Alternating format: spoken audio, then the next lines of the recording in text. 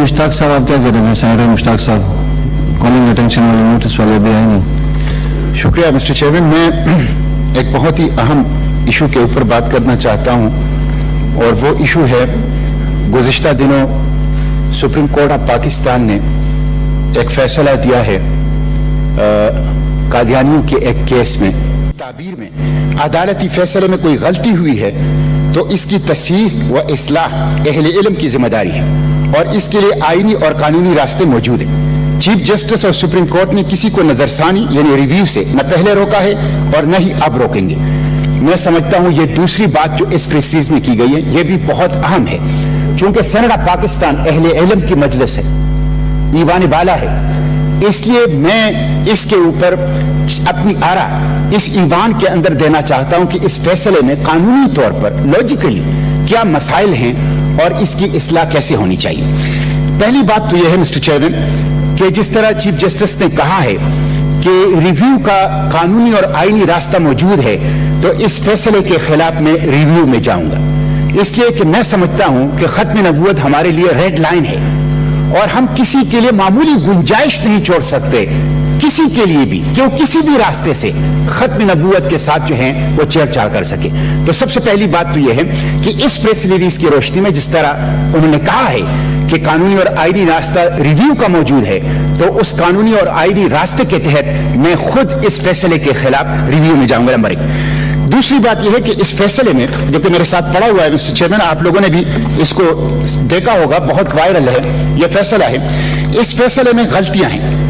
सबसे पहली बात तो यह है कि इस फैसले में चीफ जस्टिस साहब ने लिखा है कि गुमराहकुन तराजुम की अशात और तकसीम Punjab holy Quran printing and recording act के तहत 2011 के तहत और उसमें इलेक्ट्रॉनिक डिवाइस को भी शामिल कर दिया गया है। तो सबसे पहली गलती तो ये सुप्रीम कोर्ट ऑफ पाकिस्तान को इस गलती की इस्लाह करनी चाहिए और ये जुर्म था, ये अमेंडमेंट से पहले भी जुर्म और महल दुरुस्त नहीं है। मसलन इसमें सूरह बकरा की एक आयत दी गई है, ला इकराह फिद्दीन, और इससे यह तासुर दिया गया है कि जैसे कादियानियों के ऊपर कोई जबर किया जा रहा है, हालांकि यहां इस सूरत हाल यह है कि खुद कादियानी मुसलमानों के ऊपर जबर कर रहे हैं। वो एक गुमराहकुन तफसीर कुरान की तफसीर के नाम से शाया करते हैं और फिर उसे मुसलमानों के अंदर तकसीम कर रहे हैं, तो ये इस आयत का मौका और महल दुरुस्त नहीं था।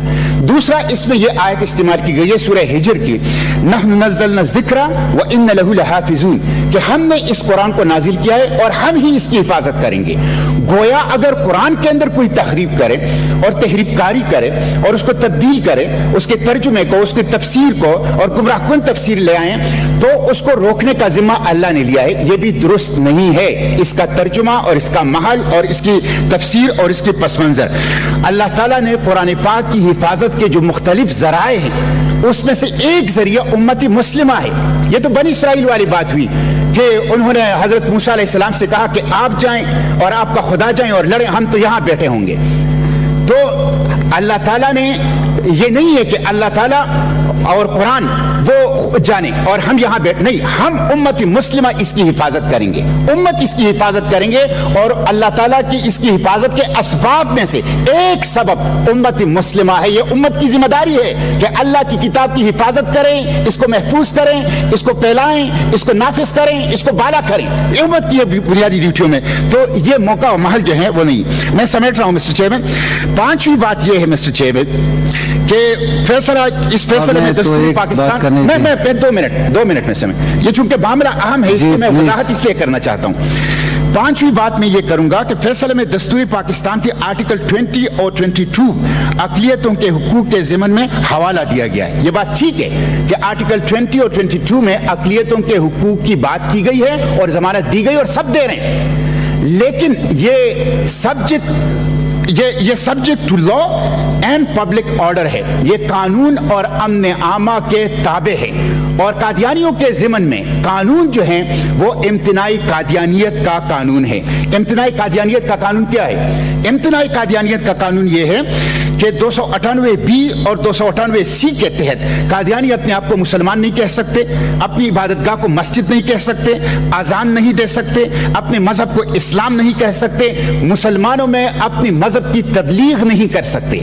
ये लॉ है जो कादियानियों के ज़िमन में आर्टिकल 20 और आर्टिकल 22 जो कॉन्स्टिट्यूशन के उसमें, और सुप्रीम कोर्ट की जो ज़हीरुद्दीन केस है 5 रुकनी बेंच, उसने कहा है कि इम्तिनाए कादियानियत का जो कानून है वो बुनियादी हुकूक से मुतसादम नहीं है। उन्होंने भी इसको एंडोर्स कर दिया है।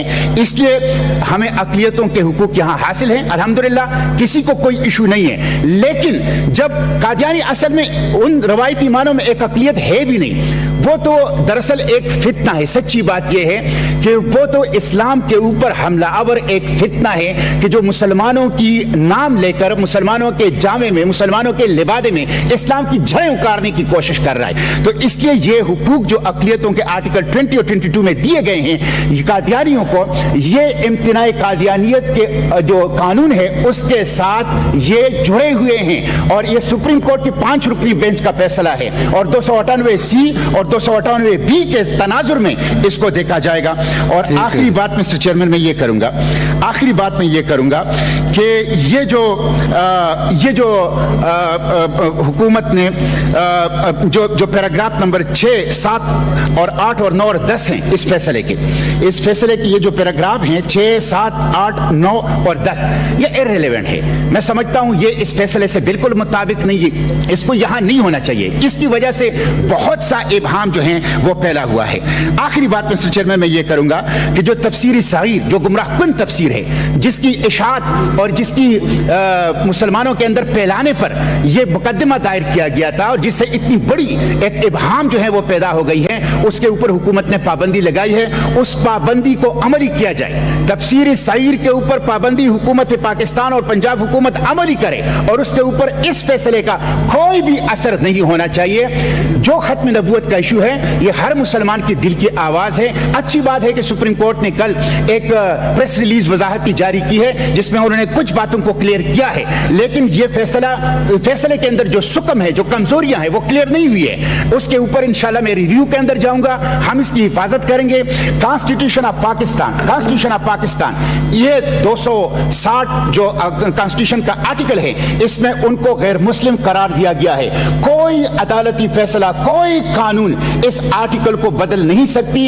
इस आर्टिकल की हिफाजत मुसलमान पाकिस्तान करेंगे, ये हमारी रेड लाइन है, इससे कोई छेड़छाड़ नहीं होगी। इसलिए मैं खुद इस फैसले के खिलाफ सुप्रीम कोर्ट ऑफ पाकिस्तान में रिव्यू में जाऊंगा और मैं अपील करता हूं सुप्रीम कोर्ट से कि वो खुद भी मेरी इस गुफ्तगू की रोशनी में अपने फैसले के ऊपर नजरसानी करे और खुद इसकी इस्लाह कर ले। Thank you ji.